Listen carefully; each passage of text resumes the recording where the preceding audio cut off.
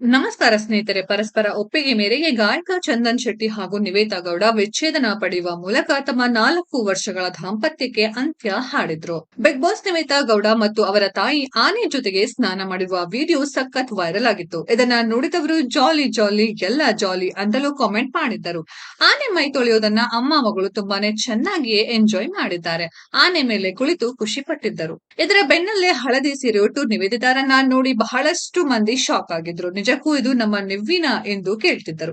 ಇದೀಗ ಮತ್ತೆ ನಿವ್ವೆ ಗುಲಾಬಿ ಹೂ ಹಿಡಿದು ರೀಲ್ಸ್ ಶೇರ್ ಮಾಡಿದ್ದಾರೆ. ಫ್ಲವರ್ ರೀತಿಯ ಬಟ್ಟೆಯನ್ನ ಧರಿಸಿ ಹೂ ಹಿಡಿದು ರೀಲ್ಸ್ ಶೇರ್ ಮಾಡಿದ್ದಾರೆ. ಇದೀಗ ನಿವೇದಿತಾರ ಹೊಸ ರೀಲ್ಸ್ ನೆಟ್ಟಿಗರು ಸುಸ್ತಾಗಿ ಹೋಗಿದ್ದಾರೆ. ಕೆಲ ದಿನಗಳಿಂದ ಬಿಕಿನಿಯಲ್ಲಿ ಹಾಟ್ ಫೋಟೋಶೂಟ್ ಮಾಡಿಸಿಕೊಳ್ತಿರುವ ನಿವೇದಿತಾ ಮಂಚದ ಮೇಲೇರಿ ಫೋಟೋಶೂಟ್ ಮಾಡಿಸಿಕೊಂಡಿದ್ದರು. ನಿವೇತಾ ಗೌಡ ಸಿಕ್ಕಾಪಟ್ಟೆ ಬೋಲ್ಡ್ ಅನ್ನಿಸ್ತಾರೆ. ಬಿಕಿನಿ ತೊಟ್ಟು ಸಮುದ್ರ ತೀರದಲ್ಲಿ ಪೋಸ್ ಕೊಟ್ಟಿದ್ದು ಆದರೆ ಈ ಒಂದು ಓಪನ್ ಜರ್ನಿ ನಿಲ್ತಾನೆ ಇಲ್ಲ. ನಿವೇದಿತಾ ಏನೇ ಹಾಕಿದರೂ ಕಾಮೆಂಟ್ ಜಾಸ್ತಿನೇ ಬರ್ತಿವೆ.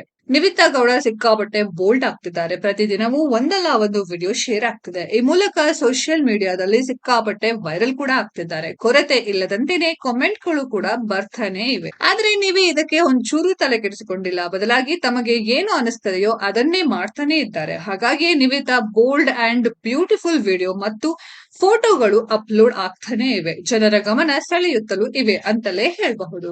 ಪರಸ್ಪರ ಒಪ್ಪಿಗೆ ಮೇರೆಗೆ ಗಾಯಕ ಚಂದನ್ ಶೆಟ್ಟಿ ಹಾಗೂ ನಿವೇತಾ ಗೌಡ ವಿಚ್ಛೇದನ ಪಡೆಯುವ ಮೂಲಕ ತಮ್ಮ 4 ವರ್ಷಗಳ ದಾಂಪತ್ಯಕ್ಕೆ ಅಂತ್ಯ ಹಾಡಿದ್ರು. ಇದಾದ ಬಳಿಕ ದಿವ್ಯ ಇನ್ನಷ್ಟು ರೀಲ್ಸ್ ಶೇರ್ ಮಾಡಲು ಶುರು ಮಾಡಿದ್ದರು. ಗಾಯಕ ಚಂದನ್ ಶೆಟ್ಟಿ ಜೊತೆಗಿನ ದಾಂಪತ್ಯ ಜೀವನಕ್ಕೆ ಬ್ರೇಕ್ ಹಾಕಿದ ಬಳಿಕ ನಿವೇತಾ ಹೀಗೆ ಏಕೆ ಆದ್ರು ಎಂದು ಅನೇಕ ಮಂದಿ ಕಾಮೆಂಟ್ ಮಾಡ್ತಿದ್ದಾರೆ. ಕೆಲ ದಿನಗಳ ಹಿಂದೆ ಬೀಚ್ ನಲ್ಲಿ ನಿವೇತಾ ಅವರು ಡೀಸೆಂಟ್ ಆಗಿರುವ ವಿಡಿಯೋ ಒಂದನ್ನ ಶೇರ್ ಮಾಡಿದ್ದರು. ಡಿವೋರ್ಸ್ ಬಳಿಕ ಸೋಷಿಯಲ್ ಮೀಡಿಯಾದಿಂದ ಕೆಲ ಕಾಲ ದೂರ ಉಳಿದಿದ್ದ ನಿವೇತಾ ಗೌಡ ಮತ್ತೆ ಆಕ್ಟಿವ್ ಆಗಿದ್ದಾರೆ. ಸ್ನೇಹಿತರೆ, ಈ ಬ್ಯೂಟಿಫುಲ್ ನಿವೇತಾ ಗೌಡ ಅವರ ಬಗ್ಗೆ ಏನ್ ಅನ್ಸುತ್ತೆ ಅನ್ನೋದನ್ನ ಕಾಮೆಂಟ್ ಬಾಕ್ಸ್ ಅಲ್ಲಿ ಕಾಮೆಂಟ್ ಮಾಡಿ.